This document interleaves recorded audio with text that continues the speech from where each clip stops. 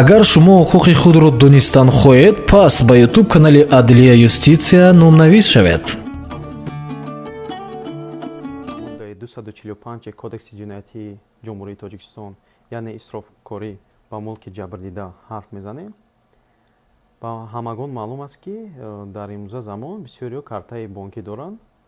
Яке ҳодиса рух метиҳад, ки дар картаи шумо аз шахси номаълум ё ин ки банк пул мегузарад.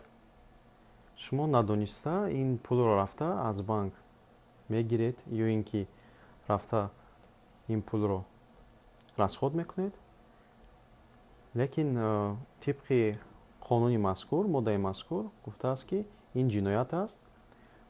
Ҷазо аз 250 то 365 нишондиҳанда, хотиррасон мекунам, ки як нишондиҳанда 52 сомонро ташкил медиҳад, ё ин ки аз озодӣ маҳрум сохтан дар муҳлати 2 сол. Дар Тоҷикистон на ин қадар ин чиз тараққӣ кардааст. Дар Федератсияи Россия ин чиз бисёр тараққӣ кардааст. Дар он ҷо, дар ҳама ҷо картаи бонкиро мегиранд. Барои ҳамин каме барои бародарони мо, ки дар Федератсияи Россия ҳастанд, шаҳрвандони мо каме тибқи қонуни Федератсияи Россия ҳарф мезанам.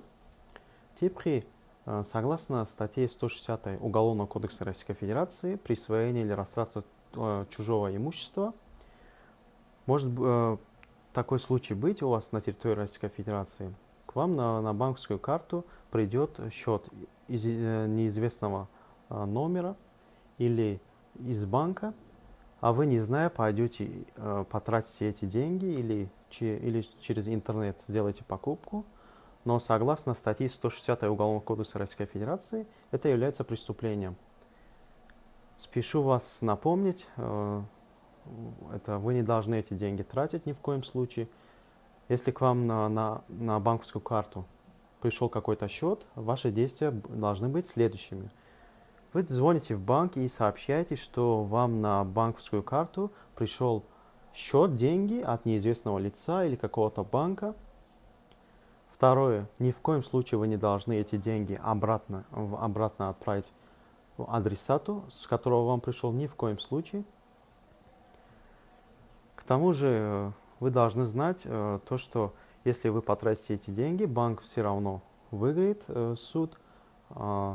Согласно законодательству России, вы должны будете за это выплатить судебные издержки, которые потратил банк или там физическое лицо. Но еще вы должны знать то, что согласно законодательству России, статью, которую я упомянул, присвоение или растрата чужого имущества, там вам грозит штраф в размере 100 тысяч рублей или в размере заработной платы. Поэтому будьте, пожалуйста, осторожны.